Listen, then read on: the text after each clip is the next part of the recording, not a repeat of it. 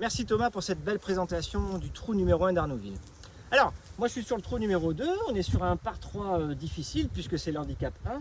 On a 175 mètres des boules blanches, on a 132 mètres des boules rouges, on a un trou qui est en descente avec un bunker défensif de green sur la droite.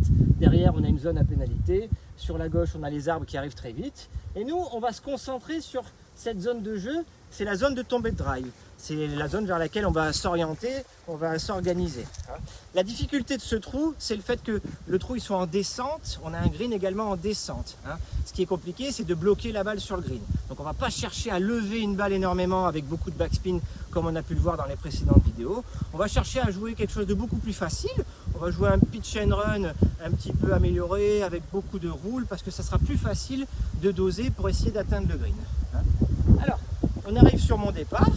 Sur le site de la Fédération Française de Golf, maintenant, vous avez les repères de départ préconisés par votre pro. Donc vous vous rapprochez de votre pro dans le club et il vous dira vers quelle boule de départ vous devez démarrer.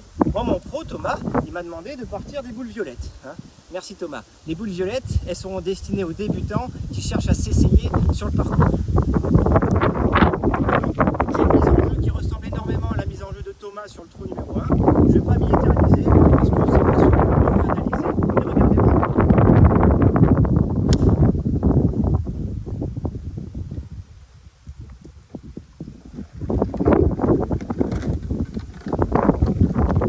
Alors, ma balle a bien roulé, elle a glissé un petit peu sur la gauche, elle n'a pas grimpé sur le green comme je l'aurais voulu.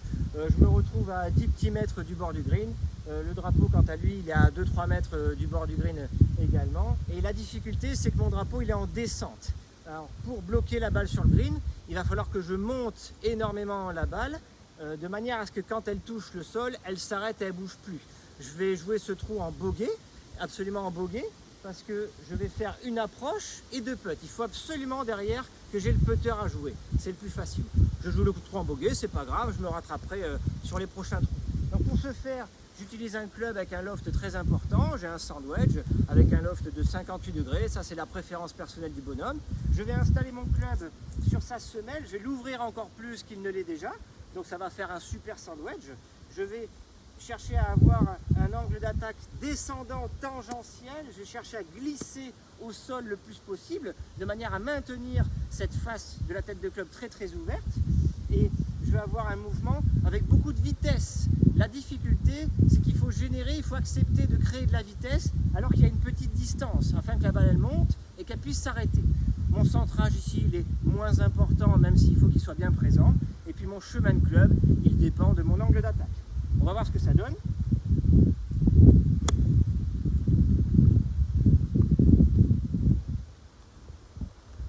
Voilà, je suis très satisfait de ce coup. Ma balle elle a fini à 2 petits mètres du trou. J'ai même la possibilité, avec un petit peu de réussite, de faire le par. La suite au prochain épisode avec Thomas sur le trou numéro 3.